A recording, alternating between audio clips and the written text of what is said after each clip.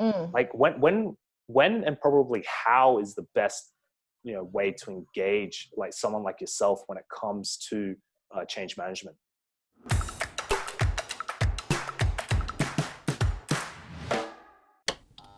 Hey everybody, my name is Andrew Tran. I'm a marketing branding strategist. I help organizations, their teams, their team leaders deliver and execute on the challenges they're facing, from marketing campaigns to market entry activity, all the way through to strategy and planning. If you want to hit me up, check out my website. It's www.andrewtran.asia. You can find out a little bit more about me. You can book time with me.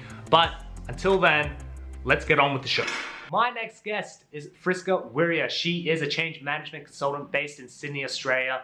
And this was a really quick interview. She did a bit of an introduction in our interview, so I'll keep this particular part short. But what I got out of this particular interview was the value of a change management consultant for a business, whether or not you're large or small.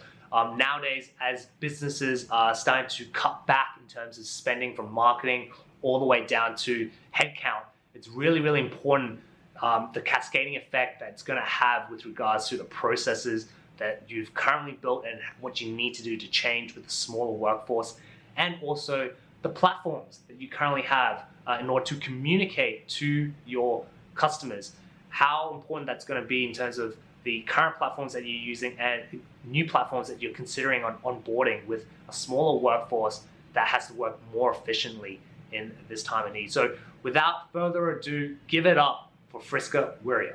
Hey everybody, thank you. Welcome to this show, and I have a special guest with me. Her name is Friska. For those who don't know who you are, if you want to introduce yourself and what you do. Thanks, Andrew. My name's Friska of Fresh by Friska, and I'm a change management consultant. What is change management? It's the discipline that shapes how we help prepare, support, and equip individuals within an organization to adopt a change from the status quo, whatever that may be. It could be a digital transformation, it could be a merger and acquisition, it could be an operating model redesign. So changes of all shapes and sizes. So that's what I do. Thanks for having me. No worries. And I think that's really important subject, because right now a lot of businesses are going through a lot of change, right? Whether or not you're small or large. Just for those who are kind of watching, like how'd you get into change management in the first place?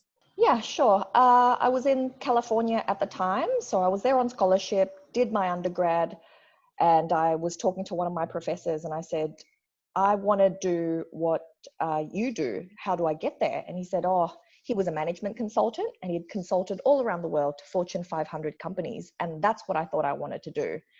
And so I dove in, did my postgrad, did my MBA, cut my teeth in management consulting. And each project was kind of just same.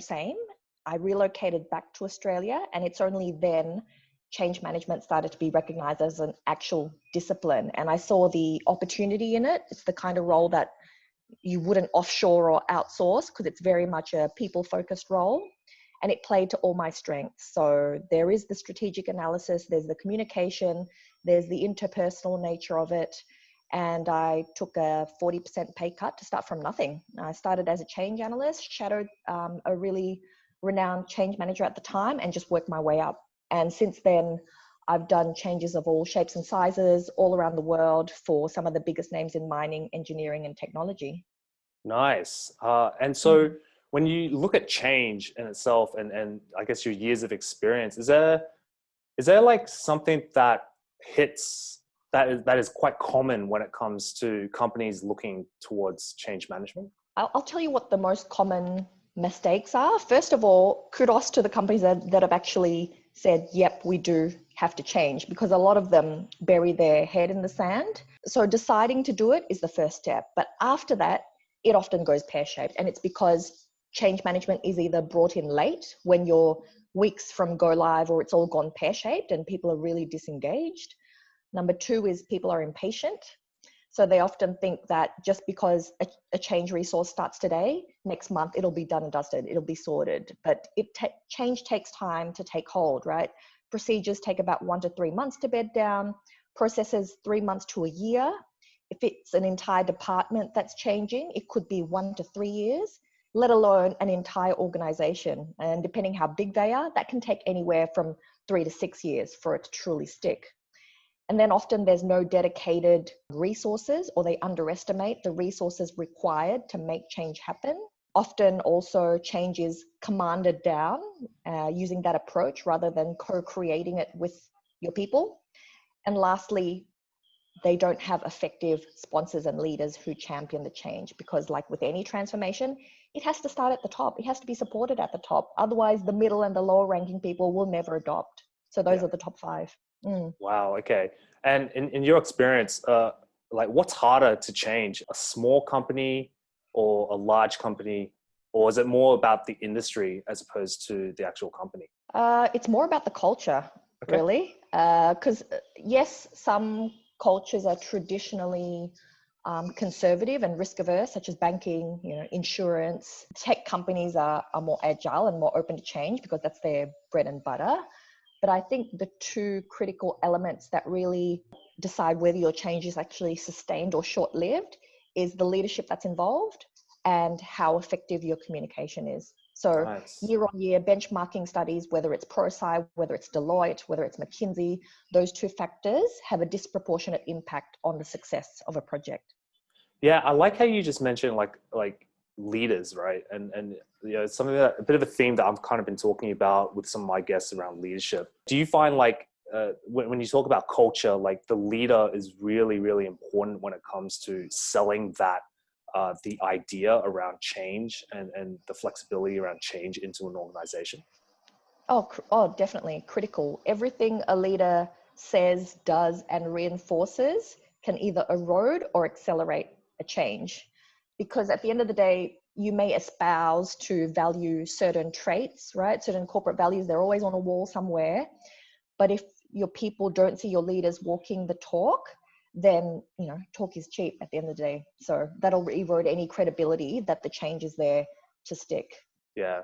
I like the saying, it makes no, if it makes no money, it makes no sense, right? And if you can't implement a successful change, then you won't be able to, as a business, reach those business objectives, and therefore you won't be able to hit that bottom line, which therefore means if you're held to a board or held to like a public account, then you're liable to that. So it actually makes sense when it comes to looking at your people, your process, and your platforms, making sure that they're on point with everything that you kind of try and do at the moment. So look, Friska, like, what's happening on your horizon when it comes to change? What's happening over in Australia at the moment?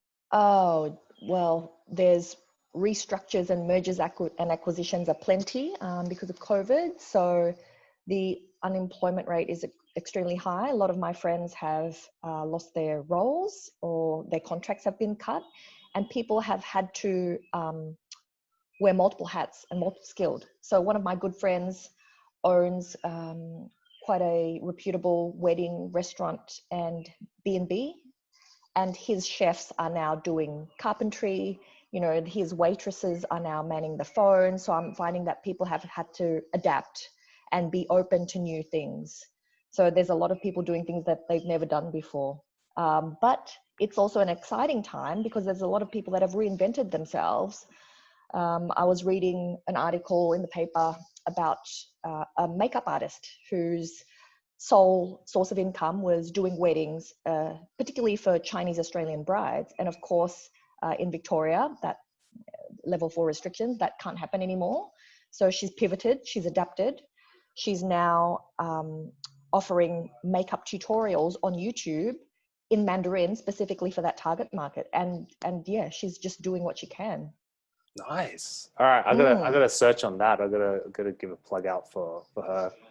Yeah.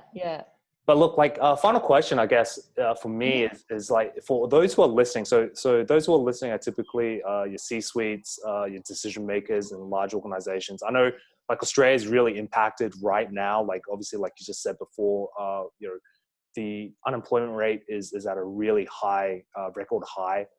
We've officially hit recession mode as well. And so there's a lot of uncertainty that's happening at the moment. A lot of people dipping into their savings, and it's caused quite a lot of kind of angst, in the public. And so, here in Vietnam, in Southeast Asia, we've been mostly guarded to some degree.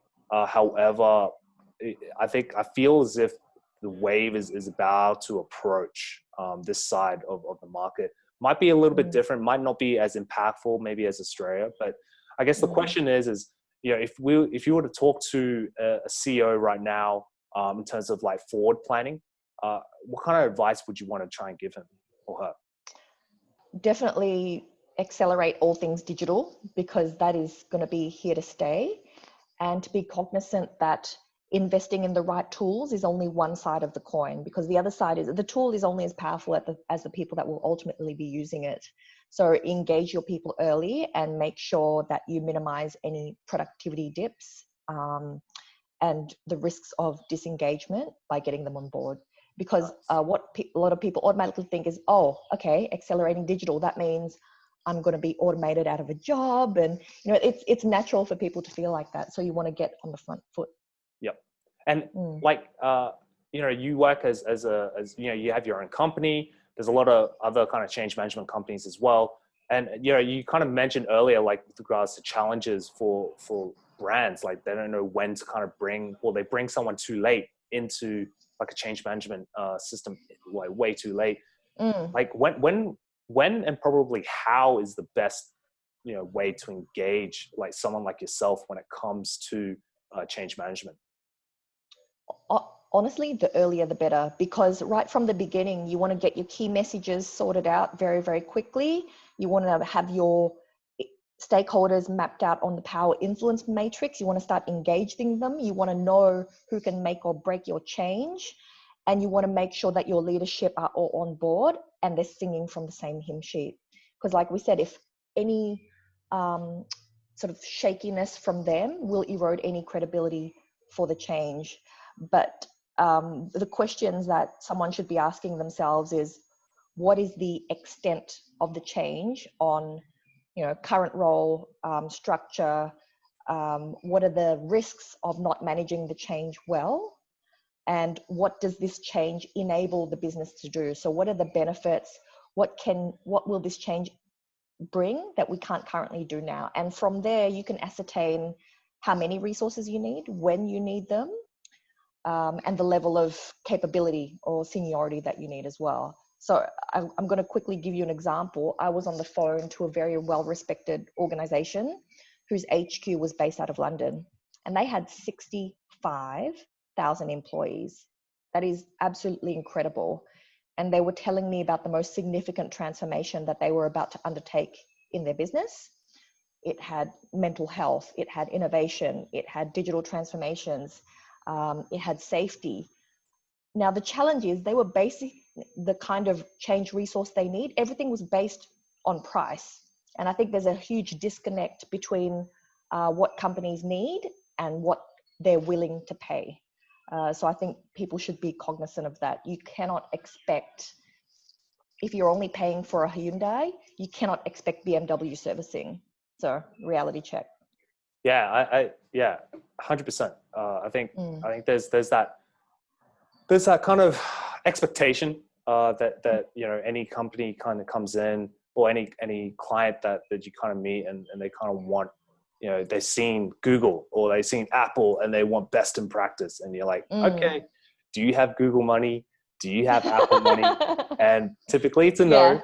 And so you're like, cool, you just gotta basically, give them a bit of a reality check as to like, all right, well, what is actually feasible with your company structure, with your budget as well, and your time frames as well. Because some of these big companies, like, you know, they do a massive press release around, we've done X amount to make these changes. We did it so quick, but they don't say is how much time that they place in the background planning all of this stuff before, you know, it kind of seeps through. And it's almost like an iceberg, right? You only see 10% of what's top, and then it's the 90% below it, all that work that's happened below it that people just don't see. So look, thank you so much, Friska. If there's anybody that kind of wants to reach out to you, what are the best channels to reach out to you on? Sure, they can find me on LinkedIn, or they can send me an email at hello@freshbyfriska.com. Nice. Thank you so much. All right. So for anyone else who's watching, thank you so much for watching and listening, and I'll see you on the next show.